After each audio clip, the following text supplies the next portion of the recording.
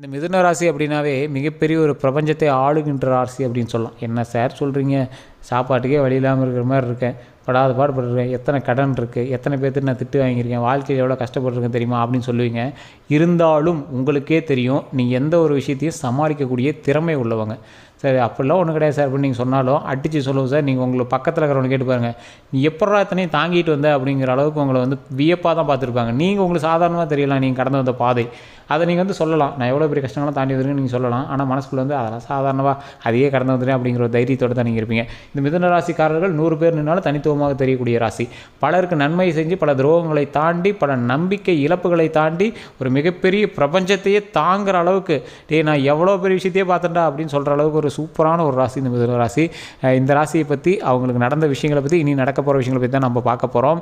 அதுக்கு முன்னாடி நம்ம சேனல் சப்ஸ்கிரைப் பண்ணாமல் சப்ஸ்கிரைப் பண்ணிக்கோங்க, அப்படி ஃபாலோ பண்ணிக்கோங்க. இந்த வீடியோ கண்டிப்பாக உங்களுக்கு பிடிச்சினா லைக் பண்ணிட்டு உங்களோட நண்பர்களுக்கும் கண்டிப்பாக பகிருங்க. கண்டிப்பாக இந்த வீடியோ பிடிச்சிச்சுன்னா நீங்கள் பகிருவீங்க. இந்த வீடியோ ஃபுல்லாக பாருங்கள். அதேமாதிரி நிறைய பேர் தனிப்படையான ஜாதகம் பார்க்கணும் அப்படின்னு ஆசைப்பட்றீங்க. ஒரு பிரபல ஜோதிடனுடைய நம்பர், அது மட்டும் இல்லாமல் அவர் நிறைய ஆக்டர்ஸ்க்கு ஜோதிடம் பார்க்குறாரு. அவருடைய நம்பர் நான் கீழே கொடுத்துருக்கேன். நீங்கள் கால் பண்ணிவிட்டு அந்த கால் எடுத்தார் அப்படின்னா உங்களுக்கு லக்குன்னு தான் அர்த்தம். இனி உங்களுக்கு ஒரு கேட் ஓப்பன் ஆகிடுச்சு அப்படின்னு தான் அர்த்தம். ஒரு நன்மைக்கான கேட் ஓப்பன் ஆகிடுச்சு அப்படின்னு தான் அர்த்தம். ஜஸ்ட் கால் பண்ணி கேட்டு பாருங்கள். நிறைய பொலிட்டீஷியனுக்கும் இப்போ சமீபத்தில் திரைப்படத்தில் ஒரு மிகப்பெரிய ஒரு ரோலில் வந்தக்கூடிய ஒரு ஹீரோவுடைய ஜாதகத்தையும் அவர் தான் பார்த்து கணிச்சு சொன்னார். ஸோ அது மாதிரி நிறைய பிரபலங்களுக்கு மட்டுமே பார்க்குறவர் நம்ம கேட்டதுனால அவர் நம்பர் கொடுத்துருக்காரு. ஜஸ்ட் கால் பண்ணி கேட்டு தெரிஞ்சுக்கோங்க. சரி சார், இப்போ நம்ம மிதுன ராசியோட ராசி பலனுக்கு வந்துடலாம். இந்த மிதுன ராசிக்கு நான் முன்னாடியே சொன்னேன், அதாவது பிரபஞ்சத்தை ஆளக்கூடிய ராசி.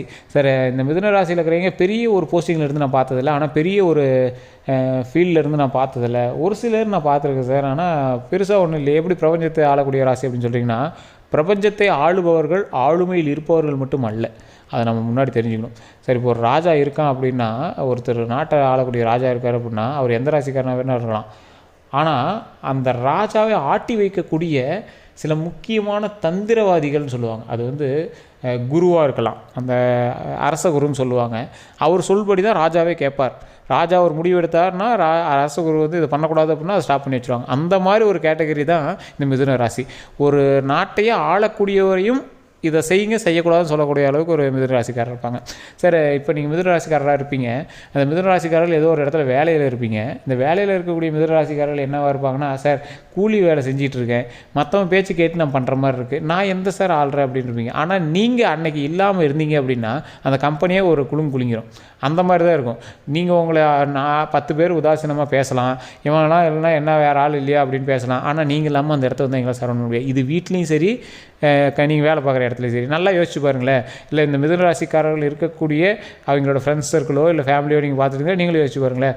ஒரு ஃபேமிலியில் இந்த மிதுனராசிலாம் எதுக்குடாகிறான் அப்படின்னு திட்டுவீங்க, கண்டபடி பேசுவீங்க, எல்லாம் பண்ணுவீங்க. ஆனால் அந்த மிதுன ராசிக்காரர்கள் மாதிரி அந்த இடத்த வேறு யாராலையும் ஃபில் பண்ண முடியாது.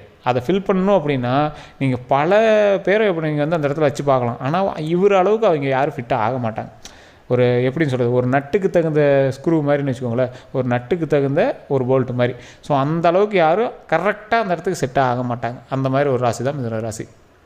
பல இன்னல்களையும் பல பேச்சுக்களையும் பல நம்பிக்கை துரோகங்களையும் பல நம்பிக்கை இழப்புகளையும் தாண்டி, நிறைய பண கஷ்டங்களை தாண்டி, நிறைய பேரை நம்பி பணத்தை விட்டு, சொந்தம் ஃப்ரெண்டு ரொம்ப க்ளோஸு இவெல்லாம் அப்படி பண்ணவே மாட்டான் அப்படிங்கிறவங்கெல்லாம் நிறைய அப்படியே எப்படா இப்படி ஏமாந்தனே தெரியாத அளவுக்கு இவெல்லாம் அப்படி பண்ணோன்னு எதிர்பார்க்கவே இல்லை அப்படின்னு சொல்கிற அளவுக்கு ஏமாந்து, சில காதல் தோல்விகளையும் தாண்டி, பெண்கள் மூலமாகவும் சில கஷ்டங்களை தாண்டி, அது நீங்கள் சகோதரியாக இருக்கலாம், தந்தையாக இருக்கலாம், காதலியாக இருக்கலாம், மனைவியாக இருக்கலாம், அவங்ககிட்ட நிறைய டென்ஷன்லாம் உங்களுக்கு ஏற்பட்டு அவ்வளோ கஷ்டங்களையும் தாண்டி வந்த ராசி இந்த மிதுன ராசி அப்படின்னு சொல்லலாம்.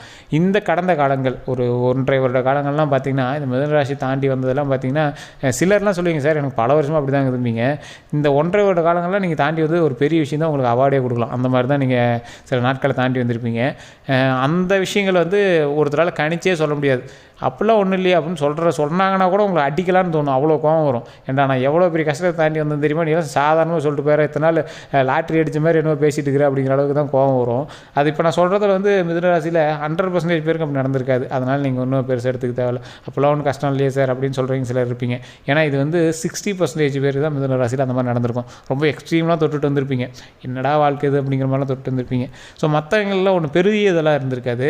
ஏன்னா இதுக்கு அடுத்த ராசியான கடகராசி, அடுத்தடுத்த ராசிகள் தான் சில இன்னல்களெல்லாம் பயங்கரமாக மாட்டி தவிச்சாங்க. ஸோ அதெல்லாம் அடுத்தடுத்த வீடியோக்கள் வரப்போது அதெல்லாம் நான் சொல்கிறேன்.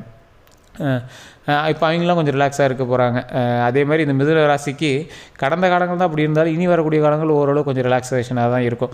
அதாவது ஒரு தண்ணியில் முக்கிட்டு இருக்கீங்க, டபக்குன்னு தலையை பிடிச்சி மேலே தூக்கி விட்டாங்க, அப்பாடா மூச்சு வருதுடா அப்படிங்கிற ரேஞ்சில் இருப்பீங்க.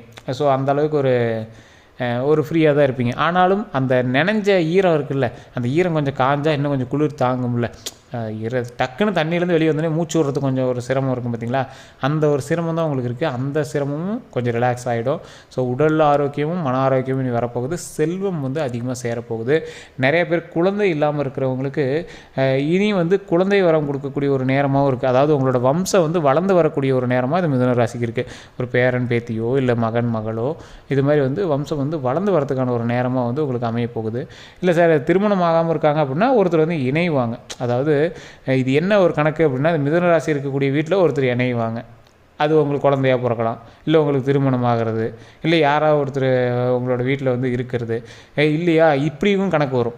நீங்கள் இருக்கக்கூடிய வீட்டில் ஒருத்தர் இணைவாங்க அப்படிங்கிறதுனால தான் இந்த மாதிரி சொல்கிறது. குழந்தை பிறக்கிற விஷயத்தையோ இல்லை திருமணம் ஆகக்கூடிய விஷயத்தையோ இப்படிலாம் சொல்கிறது. இப்போ நீங்கள் இருக்கிற வீடு நீங்கள் உங்களோட சொந்த வீட்டில் இருக்கீங்க, இல்லை சொந்த வீட்டிலே இருக்கீங்க, மேலே ஒரு போர்ஷன் காலியாக இருக்குது, அந்த இடத்துக்கு ஒருத்தர் வருவாங்க.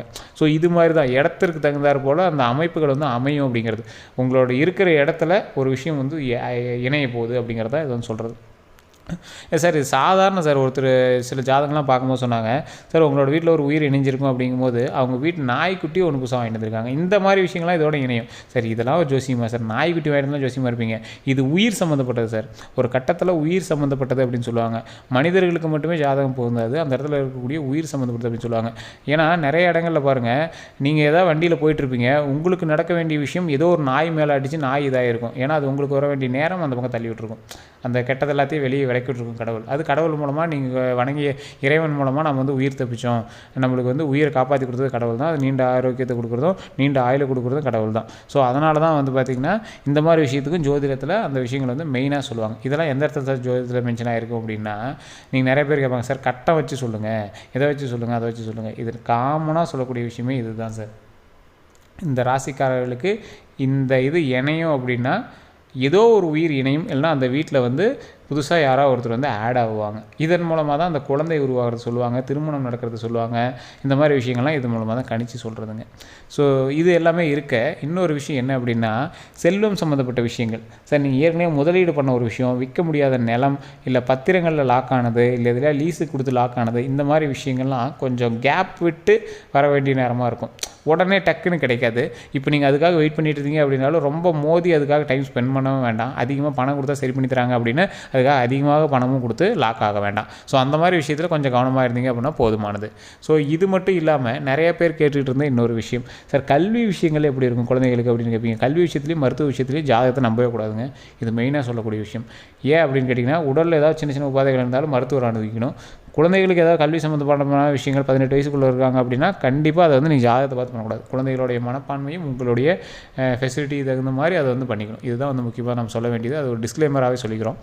அதே மாதிரி சின்ன சின்ன தூக்கமின்மைகள் உங்களுக்கு இருந்திருக்கலாம் கடந்த காலங்களில். அது மனசோர்வுனாலேயும் சில மன சஞ்சலங்கள்னாலேயும் சில நம்பிக்கை துரோகங்கள்னாலேயும், இந்த நம்பிக்கை துரோகம்லாம் பெரிய நம்பிக்கை துரோகம்லாம் இருக்குது. நீங்கள் உங்கள் வீட்டில் இருக்கிறவங்களுக்கே நிறைய பண்ணியிருப்பீங்க. என்னடா பண்ண அப்படின்னு கேட்குற மாதிரிலாம் சின்ன சின்ன விஷயங்கள்லாம் இருந்திருக்கும். அதனால் நீங்கள் மனசோர்வு விட்டுருக்கலாம். அது எல்லாமே கொஞ்சம் காலத்தில் சரியாக போகுது. நீங்கள் தொழில் தொடங்கலாம் அப்படின்னு இருந்தீங்கன்னா அதிக முதலீடு போடாமல் சிறிய முதலீடு மூலமாக பண்ணலாம். கூட்டு தொழிலாக இருந்துச்சுன்னா கண்டிப்பாக ஜாதகத்தை பார்த்து பண்ணணும். மற்றபடி உங்களுக்கு இனிமேல் வரக்கூடிய காலங்கள் கொஞ்சம் ரிலாக்ஸேஷனான காலமாக தான் இருக்க போகுது. ஸோ அதனால் நீங்கள் பயப்படாமல் அடுத்த ஸ்டெப்பு எடுத்து வைக்கலாம். அடுத்த ஸ்டெப் எடுத்து வைக்கிறத கொஞ்சம் துணிஞ்சு எடுத்து வைக்கணும். அப்படிங்கிறதுக்காக ரொம்ப அகலக்கால் வச்சிடக்கூடாது. ஆழமான காலாக இருக்குதான்னு பார்த்துட்டு, அந்த இடம் ஆழமாக இருக்கான்னு பார்த்துட்டு தான் நீங்கள் ரெடி பண்ணணும். மற்றபடி உங்களுக்கு எந்த ஒரு ப்ராப்ளமும் கிடையாது. அதே மாதிரி சிலருக்கு கொஞ்சம் இதுதான், கொஞ்சம் பார்த்தே இருங்க. ஏன்னா எல்லாருக்கும் நம்ம 100% நல்லாயிருக்கு அப்படின்னு சொல்ல முடியாது. ஸோ மற்றபடி உங்களுக்கு பெரிய ஒரு இழப்புகளோ இல்லை பெரிய ஒரு கஷ்டமோ எதுவும் கிடையாதுங்க. இதுக்கு மேலே லைஃப் ஜாலியாக ஒரு ஸ்மூத்தாக போகக்கூடியதாக தான் இருக்கும். இருந்தாலும் அதற்கு தகுந்த மாதிரி சும்மாவே உட்காந்துருந்தா வந்துடும் அப்படிலாம் கிடையாதுங்க. உழைச்சால் தான் வரும். உழைச்சால் தான் கடவுளும் அதுக்கு தகுந்த மாதிரி பூஸ்ட்டை கொடுக்கும். ஒருத்தர் ஒரு சாமியார் ஒரு இடத்துல தியானம் பண்ணிகிட்டே இருக்கார். அவர் கிடைச்சதெல்லாம் அங்கேயே வந்துருமான்னு கேட்டால் அவர் அதுக்கு உழைச்சா தான் கிடைக்கும். ஸோ அவர் வந்து தியானம் பண்ணிகிட்டே இருந்தால் கடவுள் வந்து அப்படியே கொடுத்துருவாரு அப்படின்னு கிடையாது. அவர் வாயை திறந்து சாப்பிட்டா தான் அவருக்குள்ளே உள்ளே போகும். ஸோ சயின்டிஃபிக்கலாகவும் பார்க்கணும், ஆன்மீகமாக பார்க்கணும். உழைச்சிங்க அப்படின்னா அதுக்கு தகுந்தாற் போல் இறையர்களும் அதோடு சேர்ந்து நமக்கு வந்து நன்மையை பிறப்பிக்கும். ஸோ அதனால் கண்டிப்பாக நம்ம உழைச்சி அதன் மூலமாக நம்ம வந்து மேலே வரதுக்கு பார்க்கணும். ஸோ மிதுன ராசிக்காரர்களுக்கு சொல்லித்தரணும்னு அவசியமே கிடையாது. உழைச்சாங்க அப்படின்னா ஆட்டோமேட்டிக்காக எங்களுக்கு நன்மை கிடைக்கும். அவங்க சோம்பேறியும் கிடையாது. சிலர் சொல்லுவாங்க, இல்லை சார் நல்லா வாழைப்பழம் சோம்பேறி சார் அப்படிம்பாங்க. அப்படிலாம் ஒன்றுமே கிடையாதுங்க. உங்களை கம்பேர் பண்ணும்போது மற்றவங்களை கம்பேர் பண்ணும்போது நீங்கள் எவ்வளோ பெட்டரான ஒரு ஆள் தான் அப்படின்னே நம்ம அடித்து சொல்லலாம். அந்தளவுக்கு ஒரு சூப்பரான ஆள் தான். இனி வரக்கூடிய பொற்காலம் நமக்கு ஒரு மிகப்பெரிய ஒரு பொற்காலமாக இருக்க போகுது. அதனால் இந்த வாய்ப்பை தவற விடாமல் நல்லபடியாக அதை மெயின்டைன் பண்ணிக்கிறது நம்ம கையில் தான் இருக்குது. இந்த வீடியோ பிடிச்சா லைக் பண்ணிட்டு எல்லோருக்கும் பகிருங்க. நன்றி.